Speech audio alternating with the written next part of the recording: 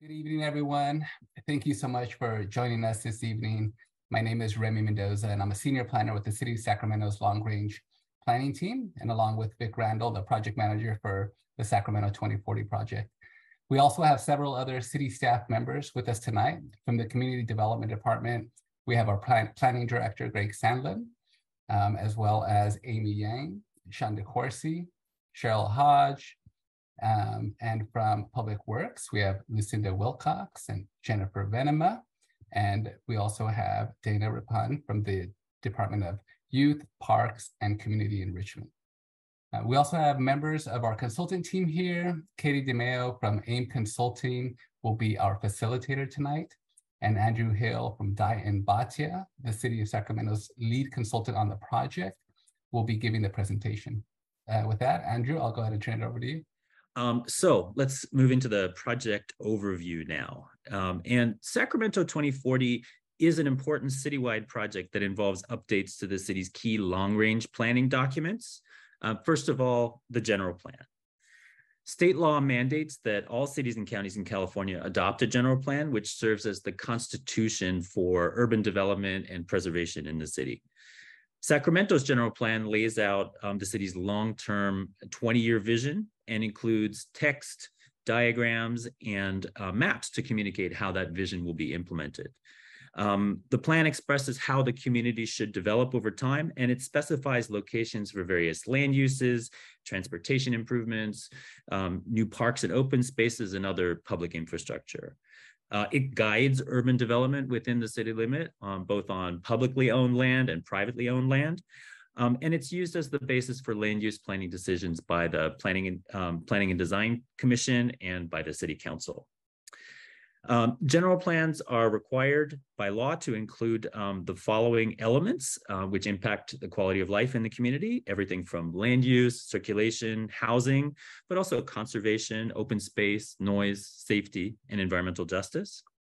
The general plan can also address optional topics of importance to the community, such as historic resources and economic development. And the draft general plan that's out for public review right now includes all of these elements, except for housing, which by under state law is under a different time frame for updates and was adopted by the City Council in 2021.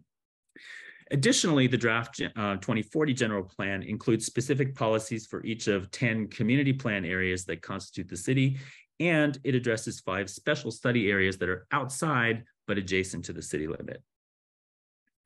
The second long-range planning document that's part of the Sacramento 2040 project is the Climate Action and Adaptation Plan, or the CAP for short.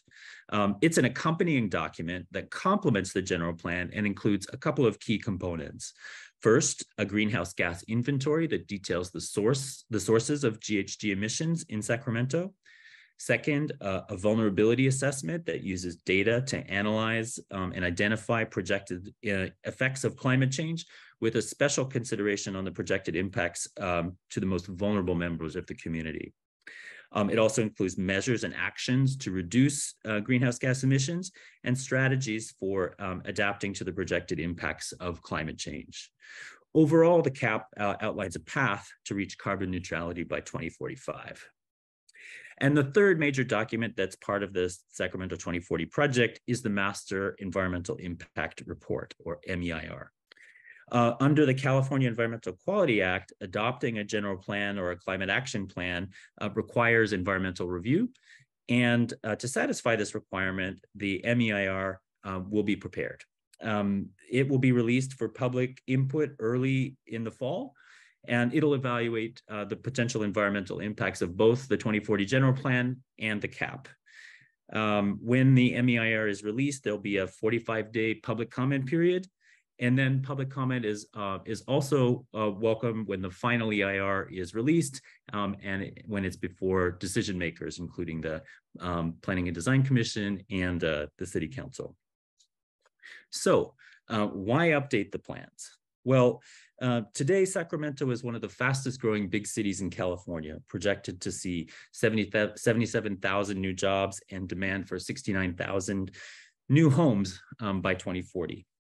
Sacramento has an existing general plan that was updated most recently in 2015, but the draft plan that we're discussing here tonight is an update to that plan, meant to address emerging issues and to help guide that growth that's projected by 2040. We'll dive deeper into the details of the general plan and CAP later this evening, but let's take a quick look at the process by which they were developed. This is a snapshot of the overall project schedule. The project kicked off back in February of 2019 with phase 1, which was all about identifying issues and opportunities. In this phase, we did an analysis of existing conditions and extensive community outreach to understand Sacramentans' vision for the future of their city. In phase 2, we developed a draft land use map and key strategies to implement that vision, again, with extensive community input. And then in phase 3, we took those ideas and turned them into fully formed plans. This phase also involved the release of the preliminary climate action plan, which was released in July of 2022, and the preliminary adaptation chapter, which was released in October of last year. And now we're into phase 4, which is about plan adoption and finalization. And a big focus of this phase is confirming that the plans will achieve residents' goals identified in earlier phases. And the self-guided online workshop tool that I mentioned is our main vehicle for gathering that input. It'll be up and running through the end of August of this year. And at that point, the project team will be monitoring input and will make suggested revisions to the plan based on that input and bring it forward to city decision makers. So now let me give you a detailed look at how to participate in this process using this self-guided virtual workshop. Again, for anyone who may have just joined us, I want to let you know that we are offering simultaneous interpretation in either Spanish or Mandarin Chinese. You can use the Zoom control bar at the bottom of the screen, select either interpretation or language interpretation, and then select the language that you'd like to hear it in, and you should automatically hear it in your selected language.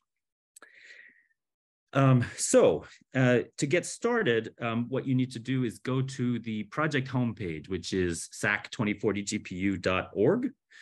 And right at the top of the page, there is a button you can click to enter the self-guided online workshop. From that page, you can watch an introductory video and then click on one of the stations on one of the elements or chapters of the plan.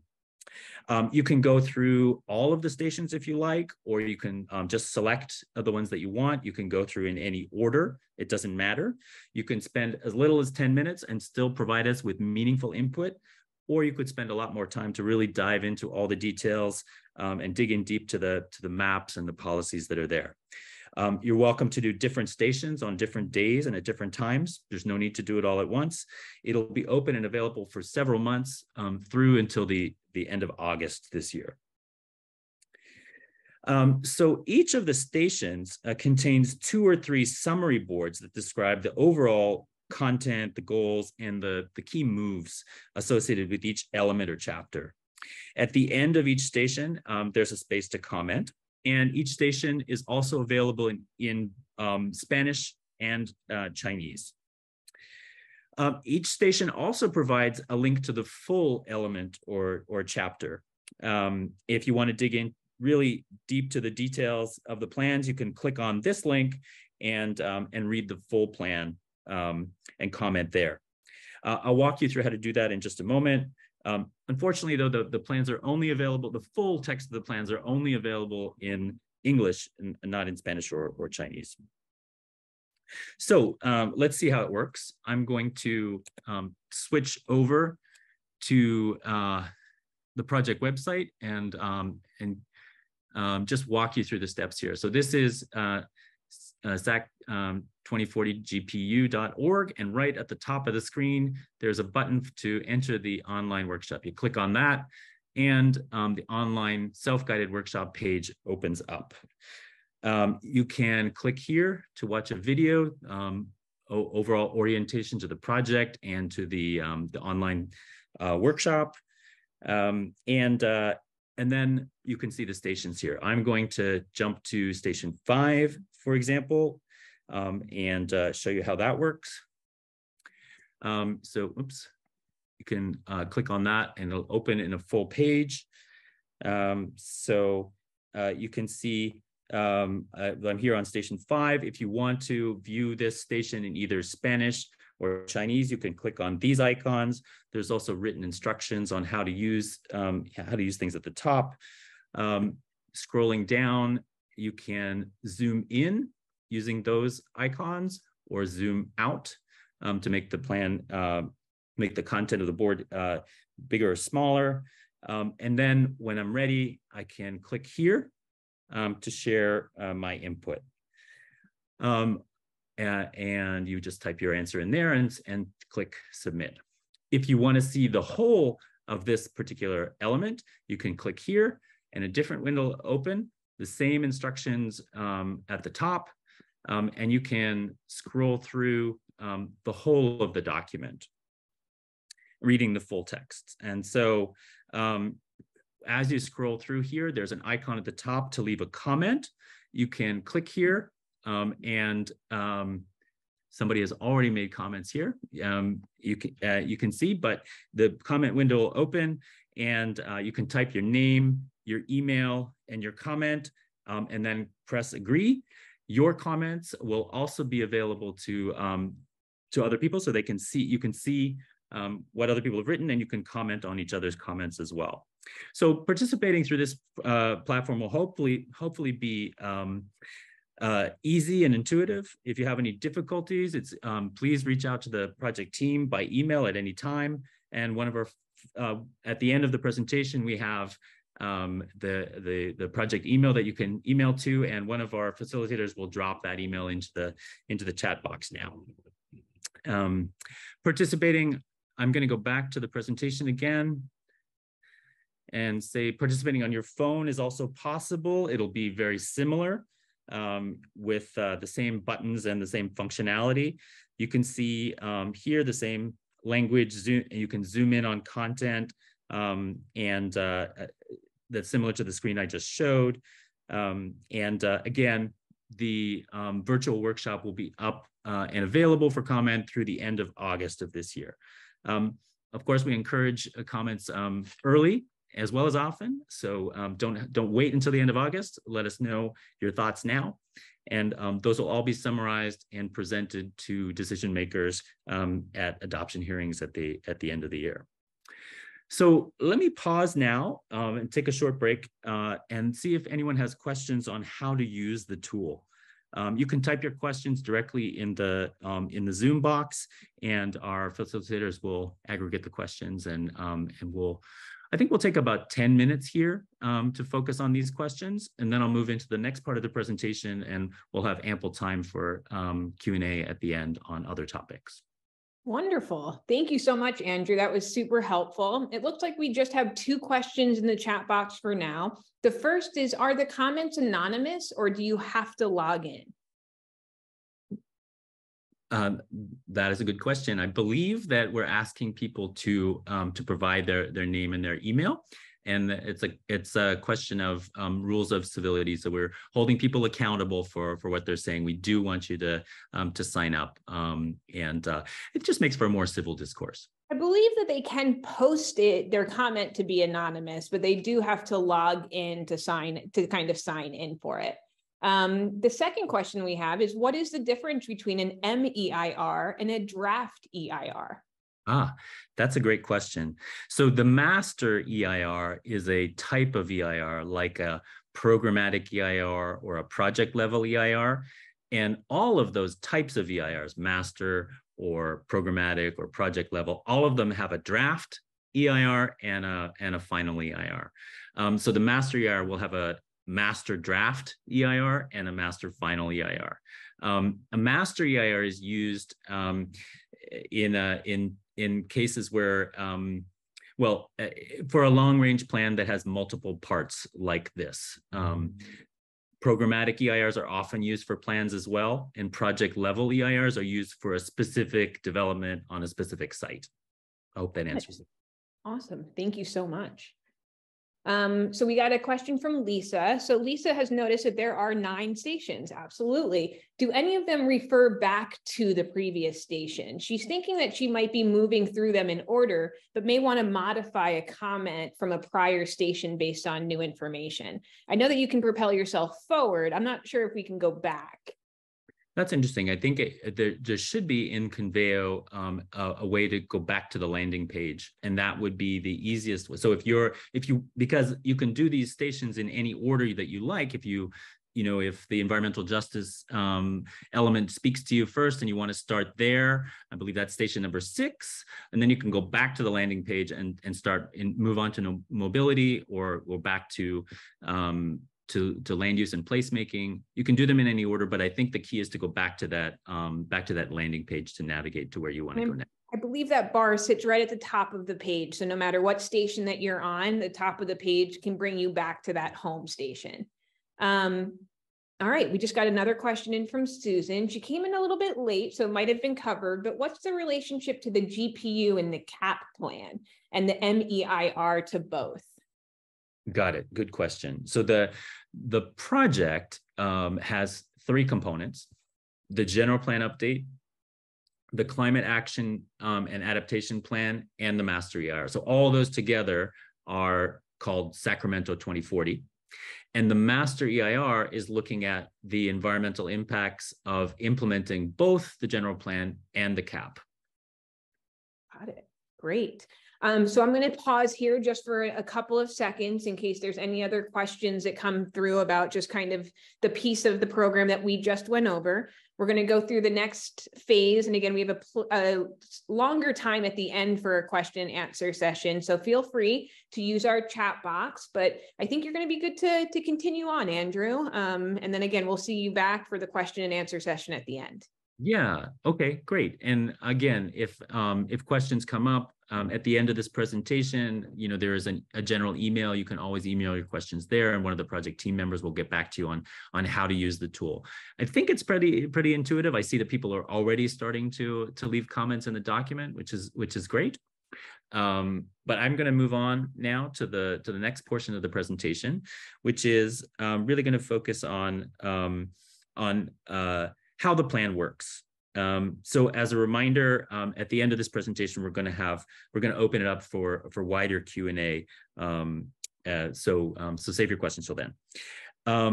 Next, so let me talk now about how the plan will work. I'm going to start by talking about the structure of the plan. It's organized into 4 parts. The first part includes the introduction and a framework chapter on sustainability and equity. Part 2 is goals and policies that apply citywide. Part 3 focuses in on those 10 community plan areas and the 5 special study areas. And part 4 is about administration and implementation of the plan. There are also 3 appendices to the draft that's out for review now. It contains the vision and guiding principles that were produced with extensive community input as part of phase 1 of the project. It includes a glossary that covers terms that are used throughout the plan, and that can be very helpful because there's some technical language here in the plan. And then the third appendix is photo credits. And so let's take a look at part 1. Really, 2 overarching themes that emerged from the process were sustainability and equity. As I mentioned, Sacramento is one of the fastest growing big cities in California, poised to see significant new growth in the coming decades. And it's critical for the community that growth happen in ways that are both sustainable and equitable. The sustainability and equity chapter presents these key themes in order to frame the 2040 general plan, and it introduces a set of indicators that we'll use to monitor progress towards achieving those community objectives. For each indicator, there's a baseline metric is provided along with a future target that can be used to measure progress. The indicators cover items like commute mode share, tree canopy coverage, number of public electric vehicle chargers, and share of residents paying more than 30% of their household income on housing. Additionally, this chapter includes a policy index to help the user navigate the plan easily. The policies are organized by topic. So if you're interested in a particular topic like walkability or policies related to youth, you can look at the index and see where in the plan those policies are related, because they may be included in multiple different elements or chapters of the plan. The part 2 of the general plan contains those 8 elements that correspond to the legal requirements and also local priorities. So land use and placemaking, historic and cultural resources, but also economic development, environmental resources and constraints, environmental justice, mobility, public facilities and safety, and also youth, parks, recreation, and open space. These elements all contain goals and policies and actions that apply citywide and are intended to help achieve the vision and implement the guiding principles that emerge from phase 1 of the process. So in order to keep this overview short and maximize time for questions, I'm just going to highlight a few key policy topics from each of the elements. And we encourage you to really dive into the details that are up and available on the self-guided online workshop so that you can learn more and provide feedback there. So land use and placemaking is one of the key concepts in this element is about expanding the variety and the range of housing types throughout the city. This is something that the City Council previously approved as one of the key strategies for the plan. And now the policies are being written up in order to guide implementation of this idea.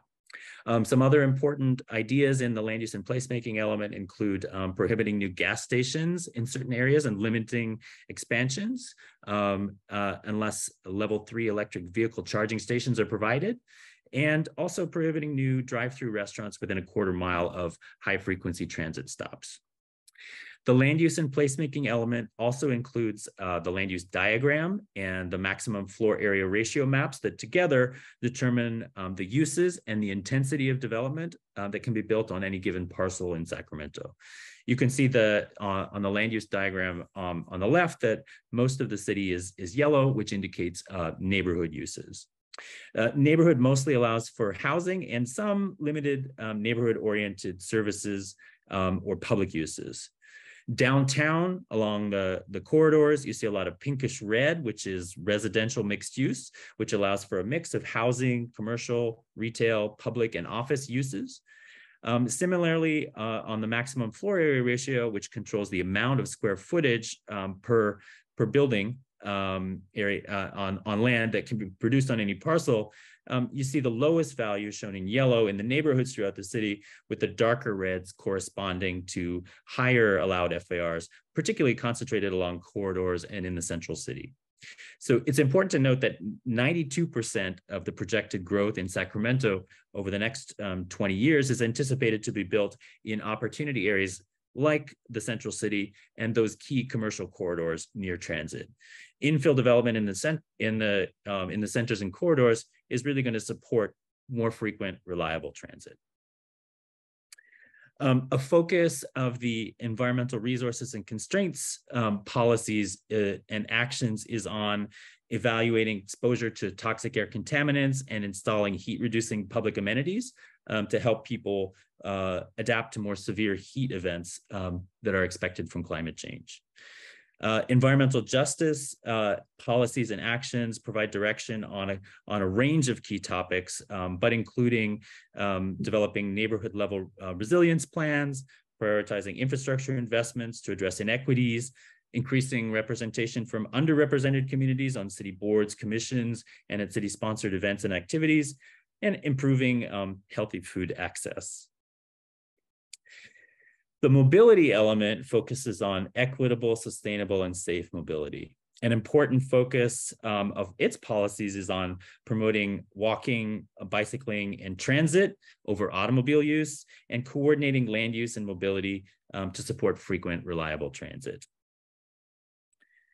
The youth parks and recreation open space element has a particular focus on equitably increasing the public acreage of parkland using a standard of 5 acres per 1,000 residents citywide, and a 10-minute a standard of a 10-minute walk from a park or recreational space from every home in the city. Developing also a key focus of this element is on developing performance-based system for prioritizing parks and recreation investments. Part 3, as I said, is about those 10 community plan areas that are listed here. These supplement the citywide policies and actions in the other elements that we just took a quick look at, with area-specific policies to guide specific issues in these areas. And then, as I mentioned, part 4 really focuses on administration and implementation. It describes and prioritizes the actions that are needed to implement the various plan concepts, and it establishes timeframes and departmental responsibilities for implementation of those policies and actions. And then the appendices, as I mentioned, they include the adopted vision and guiding principles that really describe the kind of community Sacramentans want to see in 2040, as well as that glossary and acronyms to help decode some of the language in the plan, and photo credits as well. Let me talk now, give a quick overview of the Climate Action and Adaptation Plan. As I mentioned, it includes a greenhouse gas inventory, climate action targets, a greenhouse gas reduction strategy, as well as measures and actions intended to implement that strategy. Sacramento's community-wide emissions for 2016 were estimated to be almost 3.5 million metric tons of carbon dioxide equivalent. As you can see from this diagram, about 57% of Sacramento's 2016 GHG emissions came from the transportation sector. The building sector made up about 37% of overall emissions, and these emissions come primarily from the energy that is used within the buildings for heating, air conditioning, lighting, and plug load. And finally, the 4% of emissions are generated from waste, with about 1% coming from pumping water and wastewater. So the CAP focuses on measures that address the built environment. While 37% of Sacramento's GHG emissions come from the building sector, about 60% of the projected GHG reductions by 2030 are expected to be achieved through SMUD's 2030 zero carbon plan and the electrification of new and existing buildings. Promoting infill growth will also support these measures. The second suite of measures is really focused on mobility. While approximately 57% of Sacramento's GHG emissions come from the transportation sector, about 27% of the projected GHG reductions by 2030 are expected to be achieved through the electrification of transportation, increased public and shared transit ridership, and also through an increase in the percentage of trips taken by bicycling and walking. And a third focus of the CAP is measures that focus on waste, wastewater, and carbon sequestration. Approximately 5% of Sacramento's total GHG emissions come from the generation of waste. Reducing organic waste disposal in landfills is projected to provide approximately 11% of Sacramento's GHG reductions by 2030. And reducing emissions from water utility and wastewater systems and increasing carbon sequestration from trees is projected to reduce Sacramento's GHG emissions by another 3%. The 12 GHG reduction measures will ensure that Sacramento meets its state mandated GHG reductions by 2030, and it will put the community on the path to carbon neutrality by 2045. The CAP also includes an adaptation chapter and a focus on adaptation. It's supported by a climate change vulnerability assessment, which analyzes the projected effects of climate change on Sacramento throughout the course of the 21st century, with special consideration of the projected impacts on the most vulnerable members of the community. The vulnerability assessment considered key climate change effects, including temperature increase, changes in precipitation, increased wildfire and air quality impacts, as well as increased flooding. Sacramento is expected to experience a range of climate impacts, including increases in the number of extreme rain events per year, in the average number of heat waves per year, and in the average number of extreme heat days, which means days when the temperature reaches over 103 degrees Fahrenheit. So the adaptation chapter, building on the findings of the vulnerability assessment, has 6 primary adaptation goals.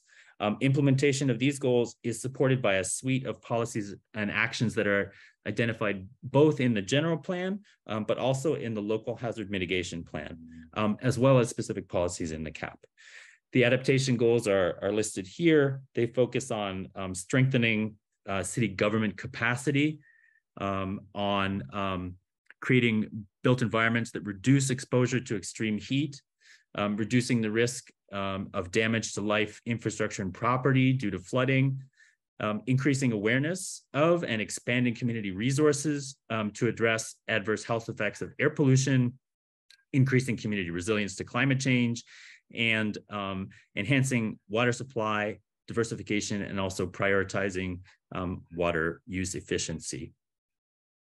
Let me talk quickly now about how Sacramento 2040 relates to other ongoing planning efforts in the city. The general plan, other city plans like specific plans, and the zoning ordinance all differ in the level of scope and detail. This pyramid illustrates the relationship between these 3 levels of planning. The general plan outlines a long-term vision for Sacramento's future development through a series of broad policy statements.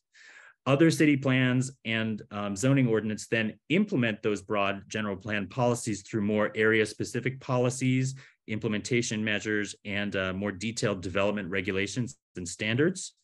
State law requires that all city plans and zoning be consistent with the diagrams and policies in the general plan. Development must not only meet the specific requirements of the adopted city plans and zoning ordinance, but also be consistent with the broader policies outlined in the general plan. Let me touch briefly on the housing element, which, as I mentioned, is on a different state-mandated timeline from the other elements of the general plan. It was developed and adopted back in 2021. And the housing element includes goals, policies, and programs to address housing production and affordability in Sacramento. Many of the policies and actions in the land use and placemaking element of the draft general plan are meant to complement and reinforce the goals of the housing element, especially the goal of expanding housing types allowed throughout Sacramento and increasing access to housing that is both affordable and desirable for a broader range of households. There are also a number of parallel ongoing city planning initiatives. Many of you may have participated in one of these processes for the other ongoing efforts in Sacramento, like the Parks Plan, the Stockton Boulevard Plan, the Urban Forest Plan. These fall under the umbrella of the general plan, and there are some of the ways that the general plan is being implemented. When the Parks Plan is updated, for example, it will take into account the parks policies included in the youth, parks, recreation, and open space element of the general plan, and also in the various community plans. These policies, for example, will guide where the Parks Plan locates new parks, how it approaches funding, and how it addresses maintenance. We're also fortunate tonight to have city staff here representing many different departments of the city, and they can answer questions on any of these parallel initiatives should you have them as well. So with that was a very quick look at the overall content. We'll open it up for wider questions on the content, or again, if people who joined later have questions on how to use the commenting tool, happy to take those as well now. Wonderful. We had a couple of questions that came in.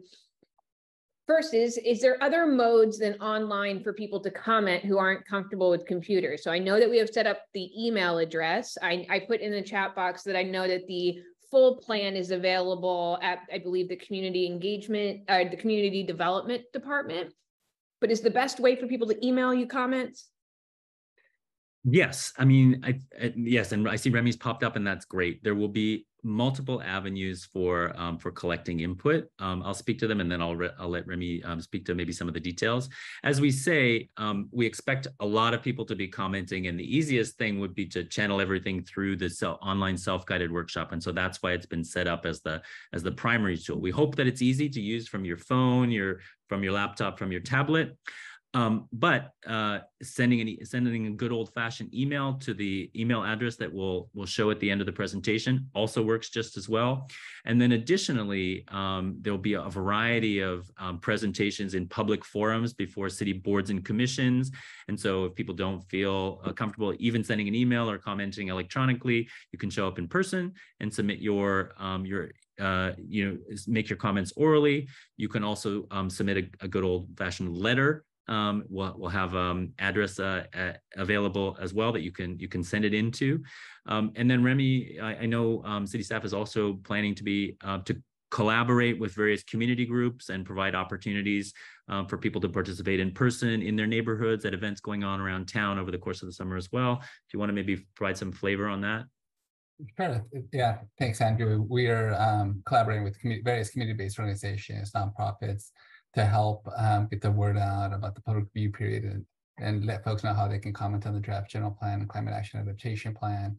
We'll be doing pop-up events throughout the city, and in particular in our disadvantaged and underserved neighborhoods. But if there's anybody who doesn't have access to the documents online and just wanted to submit written comments, we do have a loaner general plan and climate action plan that will be available at 300 Richards Boulevard at the permit counter. And so written comments can be provided that way. Or if somebody wanted to submit an electronic letter, they could also email a letter at the email address at sac2040gpu@cityofsacramento.org. Thanks. Wonderful. Thank you both. They just asked, does the outreach include neighborhood associations? I believe it's going to, right? Yeah, if neighborhood association is interested, please go ahead and email us, and we can coordinate either to make sure we invite folks to any of the board and commission meetings that will be happening, or we'll also be able to coordinate for opportunities for outreach with the neighborhood associations. Wonderful. Another topic related to outreach, somebody asked, will this recording be posted and sent to emails? We are absolutely recording this tonight. We're going to have it up onto the website within the next week. And we do email it out to anyone who has registered who attended here tonight. And so that's one that I could take. So we also got a great question that if a program or a project or an effort is described in either the general plan or the CAP plan, is it certain that funding for implementation will be in the future budgets, or will funding sources, grant applications, and likelihood of getting funded be addressed in Part 4? They are addressed in Part 4 of the plan. There is a part of the, I think what I would say is many of the actions are around identifying resources and funding to implement some of these things. So there's that focus built into the plan already. And then as Part 4, as the commenter raises, is a way of taking all of the actions in the plan and identifying responsibility and also time frame. It's a way of prioritizing when which of actions are going to move forward in the near term, the midterm, and the long term. Not all of the actions have an identified funding source at this time. Inevitably, the general plan is a long range document that covers 20 years, and so it can't be fully funded through those 20 years. The focus is primarily on the near term actions. And funding for that near-term actions will be built into the city's budgeting process and into the CIP on a 3 to 5 year basis. Great. All right. Looks like we have one more question. Are the mayor's Commission on Climate Change recommendations included in this? Hello, Vic. You want to take that one, Vic? Yeah, I'd be happy to take that one. Thank you for that question. Yes, the Mayor's Commission on Climate Change recommendations are reflected in the Climate Action and Adaptation Plan, really provide high-level guidance and informed range of measures included in the CAP. Great. All right, that's the end of the questions that we have in our chat box right now. I believe we go into our main question and answer session from here, right? Yeah, we can just right on into that. Yeah, so again, we've addressed all of the questions in the, someone asked CIP question mark. Capital Improvement Plan. And so it's the, Remy, is the city on a 3 or a 5-year CIP cycle? We're in a 5-year CIP cycle. Your CIP cycle. So different cities have different cycles, but Sacramento's on a 5-year. And so all of the infrastructure projects that need to be planned, whether it's to do with pipes or roadways or parks, all of those are programmed into a 5-year plan that informs the city budgeting process. So that's what CIP stands for, Capital Improvements Plan. Great. And those are exactly the types of questions that we're here. So again, we're going to open up this chat box for the next 45 minutes. We're here to answer any questions that you might have about any of the process, any of the plan, how to use our online self-guided workshop. And so please put them into the chat box. And we would love to answer. Again, we have a bunch of city staff here. Feel free to ask us some questions. It's a great opportunity to get engaged. I'd also point out CIP is that's the reason why we have a glossary as an appendix to the general plan for the acronyms and buzzwords that appear throughout there. Yeah, feel free to take a look at the glossary for those kind of things. Absolutely. And Remy, I'm going to put you on the spot again. Can you repeat how people can participate without a computer again? So I know that you talked about some pop-up events, the email, lots of different ways for people to get involved. Yes, and absolutely want to make sure that we're making the plan available as well if you're not looking at electronic things. So we do have a hard copy that is also available at the public counter for the Community Development Department at 300 Richards Boulevard. And so folks are able to review we have tables and chairs set up there. Folks can review the plan, and if they're interested, provide written comments there as well. And I do also want to make sure we let everybody know that we do have some special workshops that are going to be planned with Planning Design Commission and City Council in June. And we want to extend the invitation to everyone who's here and all members of the public to participate in those workshops. Planning Design Commission is scheduled tentatively for June 8th and June 22nd, and then City Council for June 13th and June 20th as well. And so we'll be doing a deeper dive into the key policies of the general plan and the climate action adaptation plan. Great. We got a great question about the process here. Will these plans be actively updated as feedback is submitted and future meetings and some hearings are held, or will the next formal update to these plans be published after everything closes in August? Yeah, that's a great question. We're anticipating a lot of feedback and a lot of input from the community. And so just in terms of efficiencies, we're trying to encourage as much input as possible by the end of August. At that point, we'll begin to sort of summarize it, and we will prepare a hearing draft of the plans that will be formally presented first to the Planning and Design Commission and then to the City Council. And so the hearing draft will incorporate the feedback that we get and result in updates. All of the comments received will be presented to the Planning and Design Commission and then to the City Council as part of those hearings. But the plans will be updated to respond to the comments that we get one time as we go into the hearings. We expect that there will be continued discussion and public comment before decision makers that may result in further changes that ultimately the City Council may direct some additional changes. And so the plans will be updated one more time and then adopted, if that makes sense. And so we're trying to be efficient. We're going to create one hearing draft and then one final draft of the plans. Do we have the hearing dates for the workshops and the planning and the city councils? Is that something that Amy can put into the chat box? The ones in June, I think we know. I don't think we've programmed the formal adoption dates that will happen sort of at the end of 2023 or maybe early in 2024. We don't have those specifics yet, but we do have, Remy just mentioned a couple of dates that are study sessions before the Planning and Design Commission and the City Council that are happening in June, and those will be posted on the project website. Wonderful. So, hey, Andrew, why don't we stop sharing our screen so we can go into some little chat boxes and see each other for a second? So Susan asked, did the CAP prompt any specific changes to the general plan update? I Vic, well, I guess is the can question. jump in as well a little bit here. Both documents were updated and prepared really in parallel, right? So to the extent that we wanted to make sure that they're aligned, we certainly worked closely together hand in hand, and we want to make sure that both documents are speaking well to each other, right? So the general plan is required to address adaptation and resiliency as well. And the climate action adaptation plan has an adaptation chapter. And so those two are aligned, and specific policies around and actions around the urban forest and the tree canopy, and making sure our goals are aligned, are in sync there, as well as key policies and actions around how we reduce our greenhouse gas emissions through our land use element and the built environment. Those are all aligned as well. So both documents did speak to each other, and as we got feedback on the CAP, we appropriately updated the general plan as it was being prepared as well.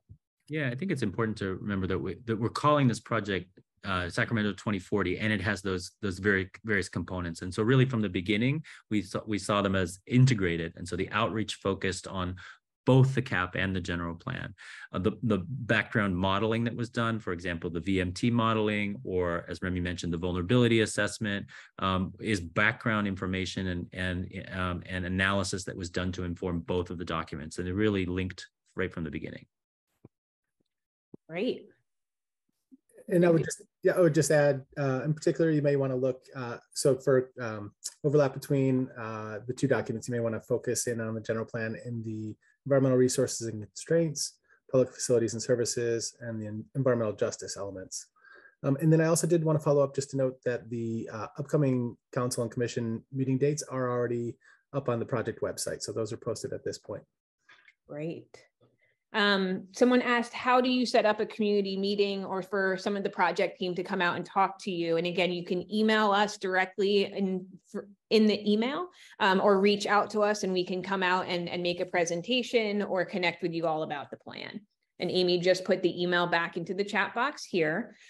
We got a great question, and I love this question because it's around engagement a little bit. For local college students, is the best way to get involved in these and other community projects is to partake in this webinar? Are there other ways that you may suggest to get involved and get educated on these community plans? I think that's a general ongoing question, right? I think if I'm understanding correctly, it's maybe another way to ask the question is this a good way to get my feet wet in planning? And I think absolutely. We'll be making a variety of different presentations that really outline the process and the steps that we went through. And those, because if you remember, I put up an overall timeline that had the 4 key phases, and including issue and opportunity identification and key strategy development, and then the draft plan development. That's a typical process that's done for most plans. And so just you can learn about the general process of creating plans by attending these any of the presentations that are coming up in June, for example, or even any of the hearings, or even reading the plan. That can be a great way. But Remy, I'll turn it over to you because I know there's a variety of different ways that people can get involved on an ongoing basis. The city even has a planning academy, a citizens planning academy that can be a way of learning more about planning in Sacramento. Do you want to maybe talk about that a little bit to answer this question? Sure, yeah. Always happy to encourage interest in planning, and certainly not just this webinar, but as we mentioned earlier, there's various boards and commissions, city council workshops, planning and design commission meetings. Would certainly encourage anyone who's interested for either providing their feedback as a resident or for educational informational purposes to certainly follow our process and join in at those events. And then, as you mentioned, we also do have a planning academy where every year there's a 10-week course in the evening that's offered to residents where they could learn all about urban planning, sort of a planning 101 course. And so, certainly would encourage anyone who's interested to apply, and you can feel free to email us and we'd be happy to provide you information on the application process and how you might be able to join there as well. Great. Thank you for that answer. All right, we're getting some great questions into the chat box now. I'm excited. So we mentioned the reliance on public transportation. Someone mentioned that recent stories indicate that public transit is struggling. They don't ride transit anymore due to safety concerns and reliability. So how is the current state of public transportation taken into account based on future needs? Are assumptions made on use, or what are these based on? Yeah, that's a great question. And I think COVID has really changed many things about our life. But if you look at, and the data is it's still very new, but some of the interesting things that some of the data, not specifically from Sacramento, but in general show, is that while weekday transit ridership is not even what it was before the pandemic, and that makes sense because a lot of white collar people anyway are working from home and not riding transit as much. There's more telework and commuting via Zoom for many people. But interestingly, weekend transit use is back up to, in some cities, is actually back up to where it was before the pandemic. And so that gives us a sense of how our travel patterns have changed over time. So that's an interesting thing. I think we need to really monitor how things evolve in the coming years. And then speaking more directly, I think, to this question, at the end of the day, this is a general plan that really looks out 20 years. And so it's not rooted in any point in time data, but rather we rely on trends and tendencies. We look at where the data is going. We look at what factors can promote more frequent and reliable transit. And I'd really encourage you to dig into the mobility element, because there's some really interesting stuff in there about the geometry of successful transit, what it takes to get frequent, reliable transit, 4 factors. And actually, Sacramento is physically set up really well. To function well, transit needs long straight lines, just like Sacramento has on some of the corridors that link to centers like downtown, like the central city, that have a sort of a gravitational pull. And so the focus of the plan is really on promoting density along those corridors to give to give the density of population and activity that can support frequent, reliable transit in the future. And that those factors will be the same whether people are using it conventionally to commute to work, or even on the weekends, if you think about it. So I guess the answer to that question is it's a long-range plan based on trends rather than point-in-time data, but there's a lot of evidence and factors out there that are built into the plan that we think can really help to set up for frequent, reliable transit in the future. Great answer. I guess this is a question for both Andrew and Remy. What would a home run result of this process look like? I can take a stab at that, Remy, and then you can go for it. But I think, and it really sort of dovetails with my answer to the last question. I think Sacramento really has the makings can really set up for a land use, a compact, sustainable land use pattern that promotes frequent, reliable transit and facilitates use of other modes than the single occupant vehicle. So I think that a home run would look like the plan really focusing a lot of new growth in the corridors and centers, including a variety of different housing types, because today Sacramento is over 60% single family homes, which is if you compare it to peer cities of comparable size, so 500,000 people, that's a much higher share of single family homes. And so by promoting additional residential development and mixed use development in those centers and corridors, you can set up for frequent, reliable transit. You can move the needle on sustainability. You can expand the range of housing options that can be more affordable to different people of different economic means, of different backgrounds, and make for a more equitable city. So I think a home run would really be about building on that vision for interconnected centers and corridors in order to help ensure that the growth that Sacramento is expected to see happens in ways that are sustainable and equitable. What about you, Remy? Yeah, no, thanks, Andrew. That's a great response. I would just add that our vision statement is that Sacramento in 2040 is going to be a national model of sustainable and equitable community development. And so we embarked on spending thousands of hours involving the entire community, many organizations and environmental justice working group, our elected leaders in developing a plan that strives to achieve that vision. And so as my hope is that we get broad community participation, interest and review and comments on this general plan, and that we're able to confirm that we're heading in that direction. And if there's a reason that we're not, or an aspect of the general plan where we're not, that we're able to address that through this public review period. So we really want to confirm with the community over these next several months and be able to ground truth that we're heading in the right direction. So as much community participation as we can get, we would certainly welcome that. Great. And Rick, I did see you raise your hand. We're fielding all questions through our chat box at this time. If we have time at the end, we might be able to ask people to unmute, but if you have a question, feel free to put it in our chat. And the next question, I know that I'm going to pull in Jennifer in for our next question. What assumptions, hold on one second. What assumptions are in the CAP regarding whether light rail will be available in Natomas or not? Does the continued delay in constructing light rail in Natomas affect or pose a risk in the city's 2040 CAP? Thank you, Katie. And this is Jennifer Venema here, the city's climate action lead. In terms of the assumptions, so we're going to focus here on the climate action plan. As Andrew said, one of the buckets of the general plan project. It takes a step towards a degree of greater detail than we have in the overall general plan.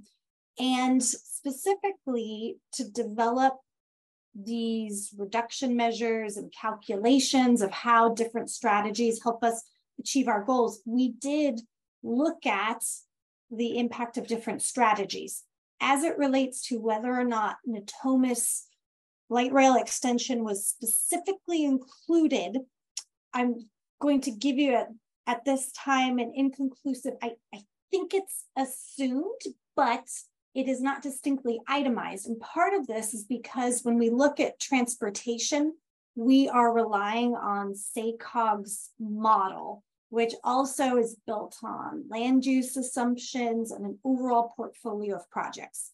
If you look at the climate action plan and the strategies, you can see the assumptions there, and that includes achieving an 11% transit mode share in order to achieve our goals. Now, even though that doesn't sound very ambitious, it's actually quite significant. And at the staff level, even if it doesn't show in the details in these plans, we know that expanding transit north of the river is critical, and the city's taking steps towards that. So I think that the Natomas assumptions are built into this SACOG model. I may have other colleagues here who want to jump in. I would encourage you to look at Appendix C, read the assumptions in the climate action plan strategies. There's a lot of detail there. And as Vic noted, there's also discussion that shows how these build on some of that guiding vision and principles and overall objectives that came out of the Mayor's Commission on Climate Change. Great. I didn't know. Okay, great. We'll move on to that. I didn't know Vic was coming in as well. So we'll move on to the next question because we're getting some great questions in here. Is there a streamlined transitional process for entitlement applications that meet the General Plan 2040, but they don't meet the current adopted general plan? Will there be a plan to transition, or will it depend on an application being submitted after the General Plan 2040 is adopted? Remy, do you want to handle that? Yes, the general plan doesn't go into effect until it is adopted. So certainly any project that comes through has to comply with the development standards that are in place at time.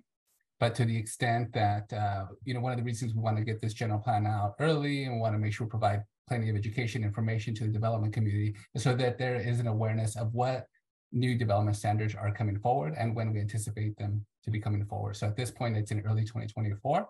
So if you're looking at developing a project with the development standards in the 2040 general plan, at that time is when we anticipate that to be adopted. And if you're looking to comply with the 2035 general plan, you would need to have the project come forward and be approved prior to that time frame.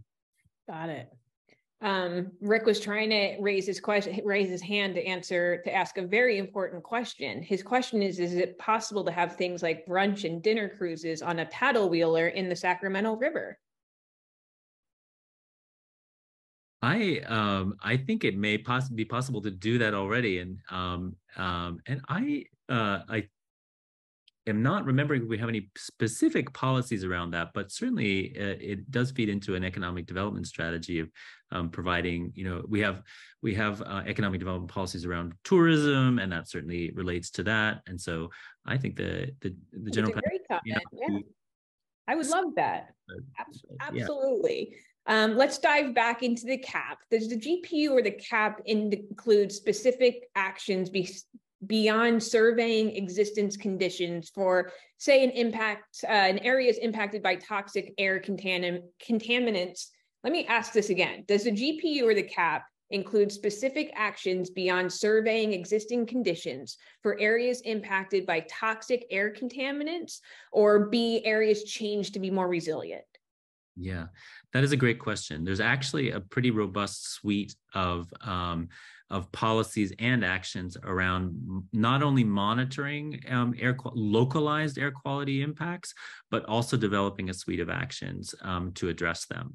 First, you need to characterize and quantify the extent of the issue in order to be able to develop specific strategies to address them. There is a framework at the statewide level, and for doing community air quality plans.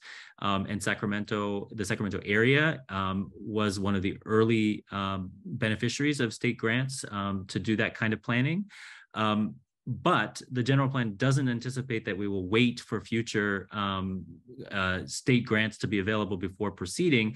It identifies a suite of actions to collaborate with community groups and the air district to monitor localized conditions, characterize and quantify conditions in order to develop a suite of actions to address them. I don't know, Jennifer, did you have anything that you wanted to jump in there and augment? A great summary, Andrew, and I will just point folks here to the environmental justice components of the general plan. You won't necessarily find all of this in the CAP, which is focused on greenhouse gas emissions, but we know many of those strategies are the same that would help reduce criteria air pollutants. So that's all from me. Thank you. Thanks, Jennifer. I think it would also be worth noting in our land use element, we are looking at implementation actions to develop zoning standards that would look at ensuring that zoning performance standards that we're addressing any compatibility issues between polluting industries, industrial manufacturing uses that are adjacent to residential development, and making sure that we try to address those, particularly around the Roblo neighborhood where that tends to occur in Sacramento. Would love to get feedback on that as folks are reading the plan. I have another question from Rick. So Rick has some accessibility issues. He's blind. Do we have screen reader? We have this available for any accessibility to get it to Rick?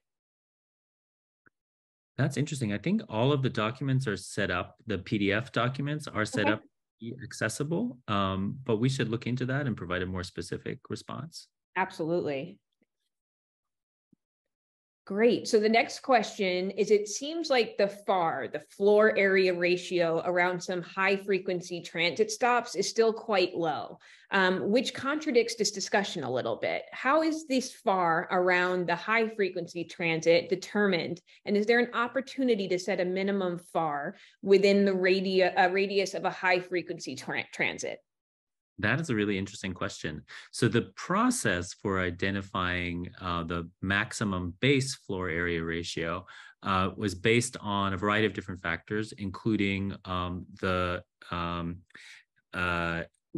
proximity to transit is certainly one of them. Proximity to the central city was another factor.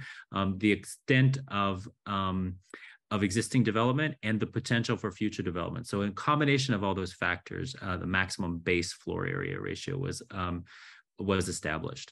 But the land use and placemaking element also provides incentives and the potential for bonus floor area ratio for certain qualifying projects in those centers and corridors and more transit-oriented areas. So there is already that potential for incentives to be there. But I think it's a good point. The city does do a more frequent update to the general plan than many places. There's also an annual progress report on the general plan that prevents an opportunity to take stock on how the plan is progressing. As I mentioned also in chapter 2, we do have a suite of indicators to monitor progress. And so there's opportunities to evaluate how the plan is progressing and perhaps to look at making modifications, tweaks, or adjustments to the floor area ratio standards as implementation of the plan progresses over the coming years. Great. All right. We have a couple of questions around some infrastructure and some building. Understanding the general plan projection, is there a bridge in the plan to bring communities that may have been left behind to catch up? Things like infrastructure and environmental. This community member feels that maybe the current broad plan in place is missing some needs. Wow, that's a great question. And in fact, a big focus of the environmental justice is exactly on that. I'd encourage everyone to dive in there. There's a lot of analysis that went into it and to look at how well served different areas of the city are, different neighborhoods are on a variety of different factors. And in fact, the environmental justice element has a map that identifies areas of the city that are that need to be prioritized for that kind of investment in infrastructure and parks and that kind of thing. And so that map is based on a lot of analysis and is meant to guide decision making in exactly the type of way that the commenter is asking about. Great. Along those lines a little bit, how is historic preservation positioned as the city moves to incorporate more dense housing types, which affect the older neighborhoods? Yeah, I think I see Sean popped up, so I'll let you step in there. But we have a very robust historic and cultural resources element that identifies a suite of actions specifically targeted to the infill areas and encouraging preservation on a variety of planes in those areas to help ensure that those character-defining elements of the community are preserved and enhanced even as development happens. And Sean, did you want to step in there and speak to any more specifics? Sure. Yeah. All I would add is that I think we've really strived in the past couple of years to strike a balance between housing and infill development and historic preservation. Most notably, we adopted the historic district plans in 2019, which really have a goal of balancing infill development and housing creation with historic preservation. So that was the subject of quite a bit of outreach and with the development community, design community, housing advocates, preservation advocates, and that document's really proven a valuable tool in our preservation program. And I think that we're on our way to striking the right mix. Wonderful. Thank you.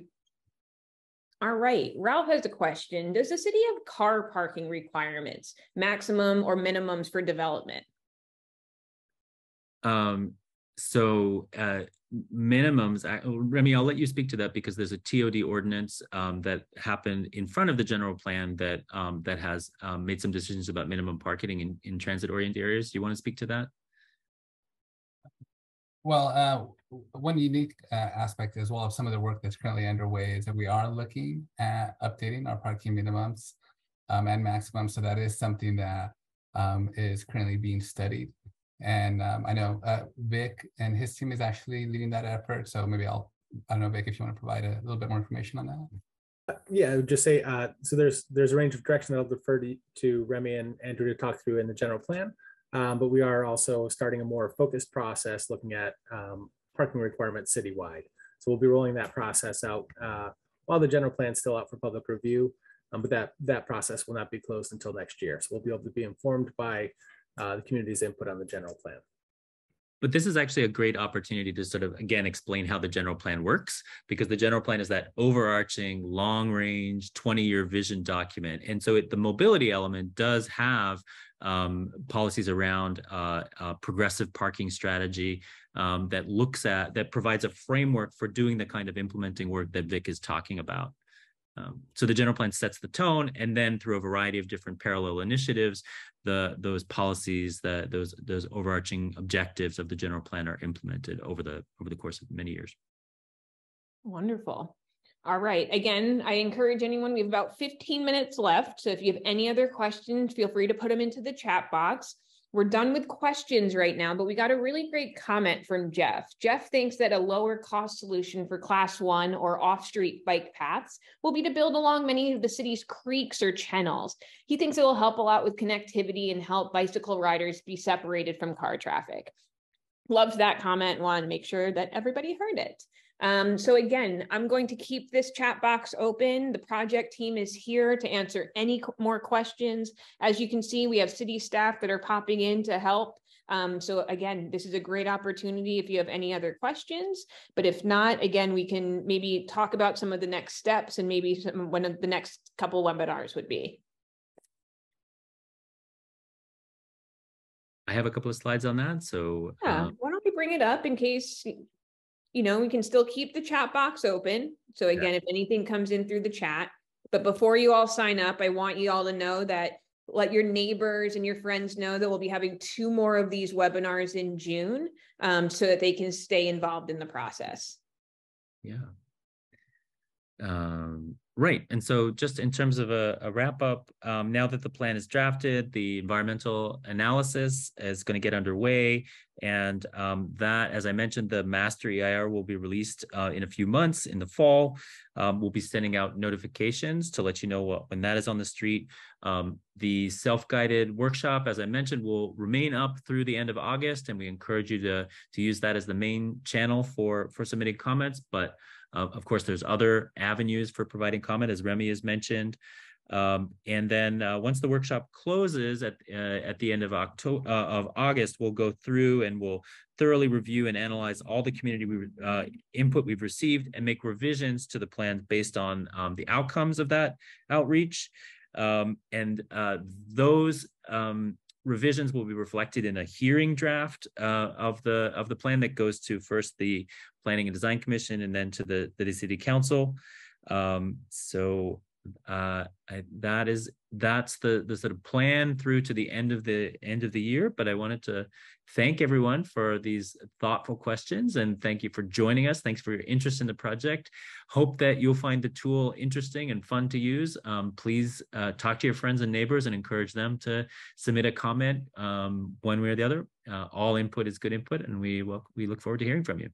All right. I got one more direct question right into my inbox. So currently some single family residents, not in the city core streets, they're lined with cars, which impacts receiving city services like street sweeping, garbage, and pickups. Anything to address that in the plan? I think I would go again to say that the general plan is, of course, this long range document. But it does have, as I mentioned, a progressive parking management strategy, which looks at a variety of different things, including tactics for managing neighborhood parking. And so it sets a framework, which again is going to be implemented through a variety of different ongoing programs and things. And Remy, would you like to add any flavor to how that particular issue is currently being addressed? Thanks, Andrew. No, I think you hit the nail right on the head, right?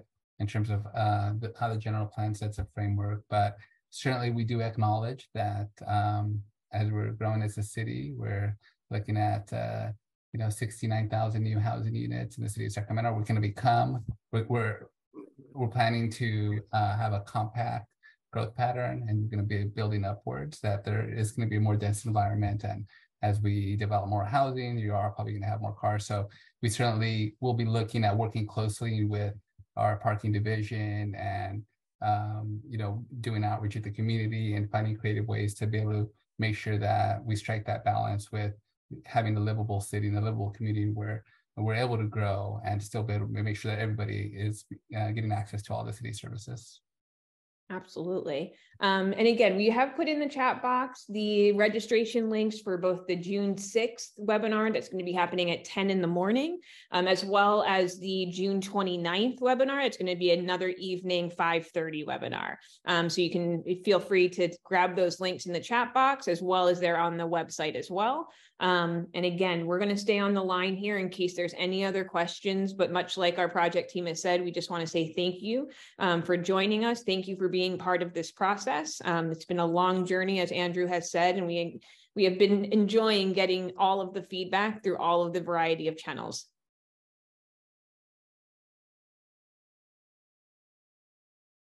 Great, but if you all don't have any other questions, I'd just like to say goodbye and thank you all so much for your time here today.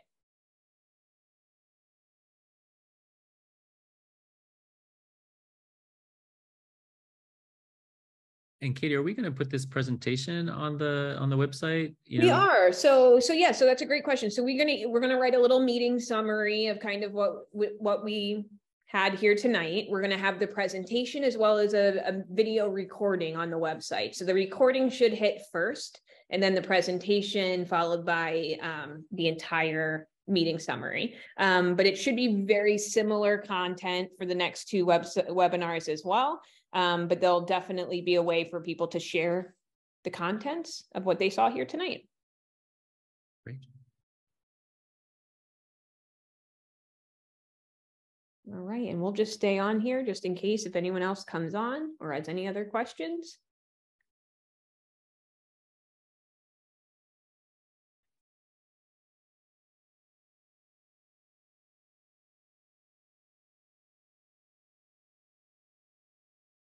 No, Rick, it's going to be a brand new registration link for the next meeting. And so if you go to the website, you'll be able to sign up for a new meeting for the meetings in June, and you'll get a unique email from Zoom again.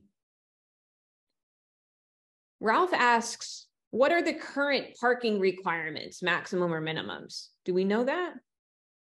I think they vary by area of the city, and as Remy alluded to, in TOD areas, there's a specific ordinance that governs that. And we'd be happy to drop in the chat the link to our zoning code that addresses the parking requirements. So we'll do that shortly.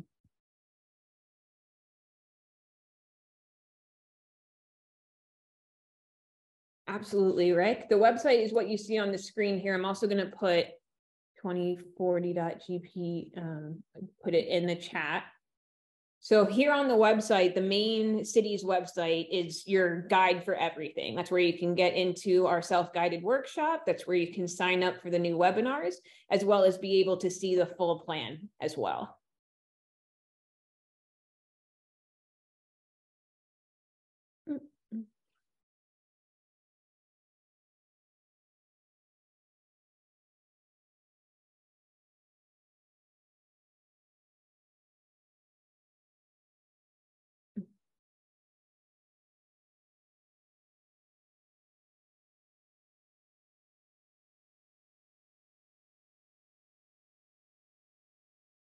We'll keep it open for about next 2 or 3 minutes, just in case someone has a eureka moment.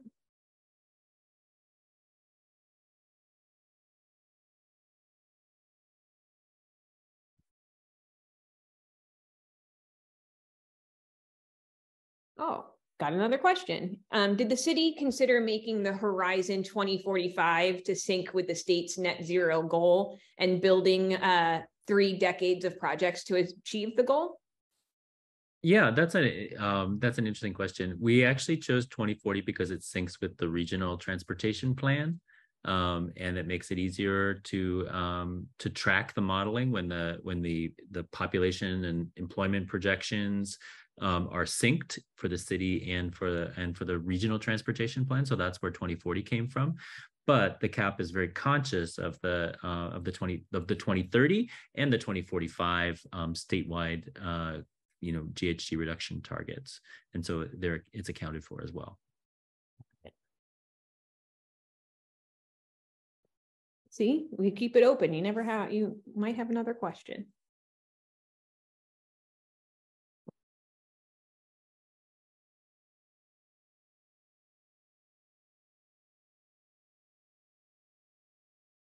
Remy, any last thoughts before we close down the room?